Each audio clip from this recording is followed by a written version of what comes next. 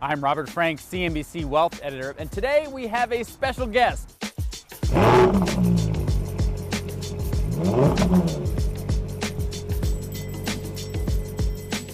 There are very few cars that can actually be called historic, especially for Ferrari, which has a long legacy of making history-making race cars and technological innovation. But this is truly a historic car. And the reason is because it's Ferrari's first ever SUV. Now, Ferrari doesn't like to use the term SUV. They call it the first four-door, four-seat Ferrari. So we'll call it the FUV for now. But it is called the Purosangue. Now, in Italian, that means pure blood or perhaps thoroughbred.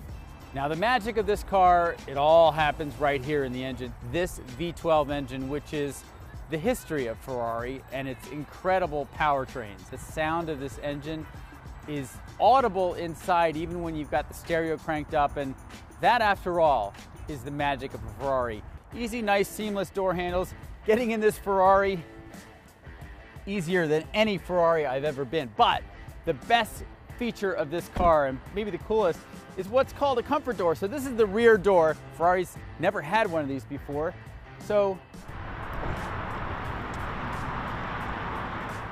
is it a truly four-door, four-passenger car? Well, let's take a look. So I'm about 6'1", get in here, very easy to get in. And there's lots of room. I'm in the back seat of a Ferrari and feeling very comfortable. I could eat, I could drink, plug in your phone, and then to close the door on the comfort door, just click the button. See you later. Now, the key to an SUV, in addition to the back seats, is does it have cargo space? And now we open the trunk with the key and you never know what you're gonna get inside. There's a Becky Quick in here. This car just doubled in price. Thank you, Becky. Thank you, Robert.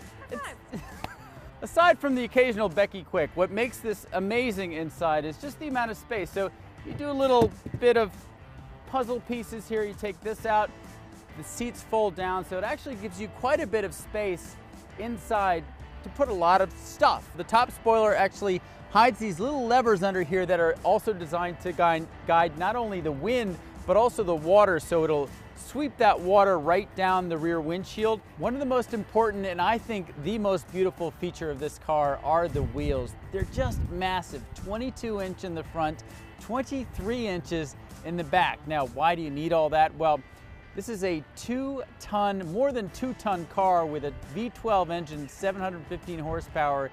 You're gonna need to turn, you're gonna need to brake with incredible force. And in addition to these giant tires, you've got these huge calipers, which I think are bigger than my arm.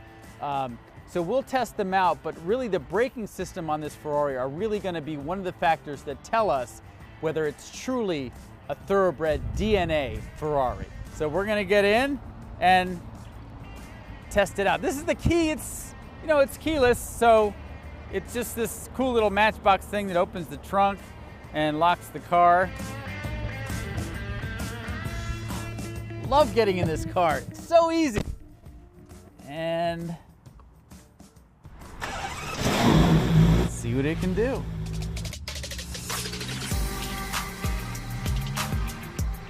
All right, there is one thing I immediately don't like about this car, and that is the start button. Now, when you get into a car like a Ferrari, you want a dramatic start. You want a nice big red button or a big silver button somewhere that just makes you feel like I am starting a Ferrari, I have made it. And here it's a little light. It's a haptic button that's on the steering wheel. It's okay, but you kind of want something a little more special.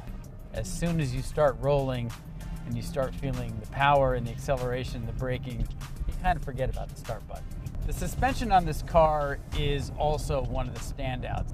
Basically, it's an active suspension system that uses all kinds of technology to keep the car completely even and balanced, even around the tightest curves, which may not sound like a lot, but remember, this car weighs more than 2 tons with a V12 engine and very sharp steering. The steering in this car is almost deceptively light, so it's almost too easy to overturn or to just underestimate the weight of this car. When you go around a turn with this car, you feel like you're in a much smaller car that's perfectly balanced as opposed to a 2-ton SUV. Best part about this car,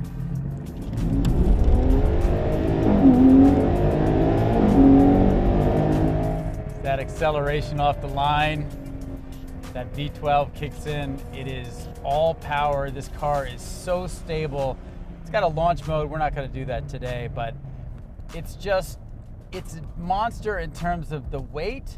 But as soon as you punch that accelerator, everything in this car, from the suspension to the engine to the braking system, just crouches down and makes it an amazing sports car. Now with this interior, what they wanted to do to differentiate it from the sports cars is to make it a little more comfortable, obviously a little more luxurious. To my taste, it's a little too simple. If you look at some of the SUVs in this category, like the Bentley Bentayga or even the Porsche, they've got a lot of polished chrome, a lot of luxurious materials, and there's some little things that I think they perhaps over-engineered or overthought. One of them is the temperature control. So if you press this button, so it's a little bit fussy, in order to get the climate control up, you press this button, this whole thing comes out and you twist it that way. I don't know, do you really need that? And also, it's not in a great location when you're driving.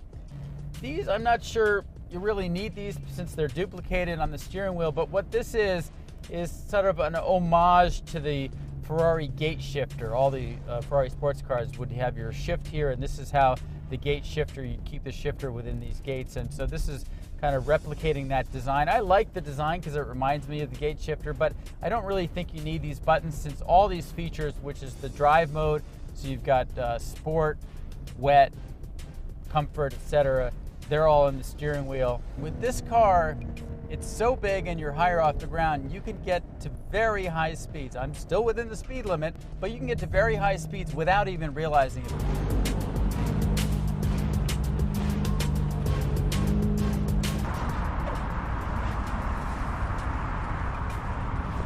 The starting price on the Purosangue is about $400,000, but by the time you add your special paint colors, your special seat belts, all the things that Ferrari owners love to do with their cars, probably over $500,000. So this is a $500,000 car. You could buy 2 Lamborghini Uruses for that amount, or a couple of Aston Martin DBX 707s, which have nearly as much horsepower, but they are not a true Ferrari. Now, whether it's worth the price or not, they've oversold this car. There are simply too many people that want this car that can't get it. It is sold out for the next 3 years. So when Ferrari set out to crack the SUV market, or the FUV market as we like to call it, they've clearly done their job.